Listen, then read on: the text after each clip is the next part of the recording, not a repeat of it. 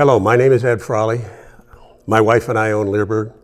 This is a good question that we have today that came in through the Ask Cindy portal, and it's about a man that had a 10-month-old, 9-month-old German Shepherd that had a problem on slippery floors.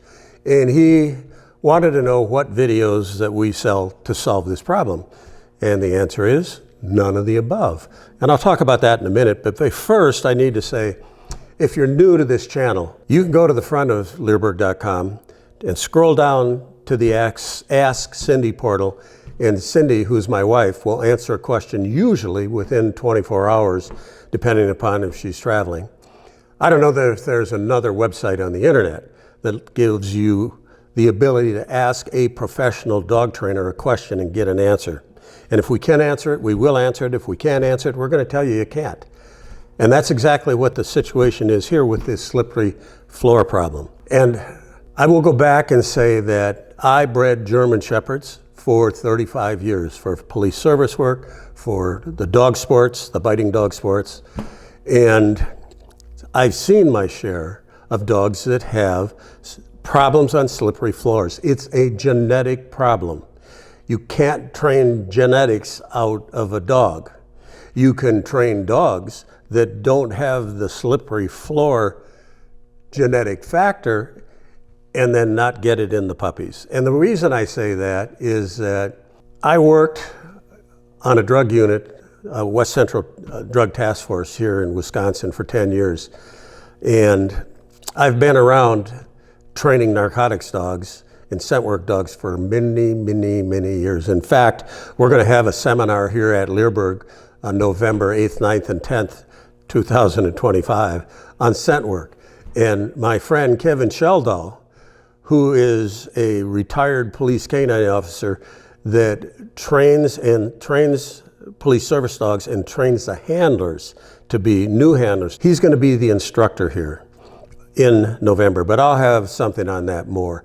But the point here is that we can't give someone a training scenario that's going to make slippery floors go away. They may get used to it. I mean, back many years ago in Germany, there was a police service dog breeding school in West Rhine-Westphalia that bred Malinois for police service work. And they had a problem with a lot of their dogs having slippery floor problems. They thought they were going to have to close the facility until they started breeding dogs that did not have slippery floor problems. And they worked their way around it, and they don't have it now. So it's important that people, you know, I guess I have a problem, for example, with the SV, which is the German Shepherd Dog Club of West Germany, doesn't have a temperament test that tests puppies for problems with slippery floors.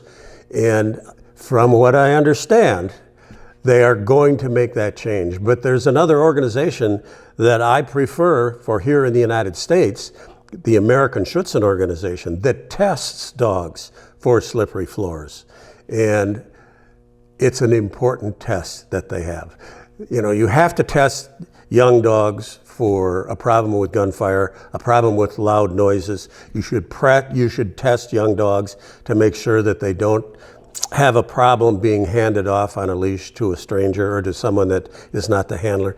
These are tests that you can run on puppies. And there will always be the person that's going to say, well, I fixed my dog that had a problem with slippery floors. Yeah, well, maybe the slippery floors that you've been testing on, he got used to it. But take that dog to a school at night and toss a ball down the hall and see what that dog is like. The thing is I thought there was more problems with German Shepherds, but that's what I've been exposed to. But I also know from talking to Kevin that he sees black labs that have it. He has seen Malinois that have it here in the United States. But the answer to this whole thing is you might be able to condition your dog by playing a ball on slippery floors and blah, blah, blah, but it's not going to make it go away. It's too bad. I will say this, breeders can test for this.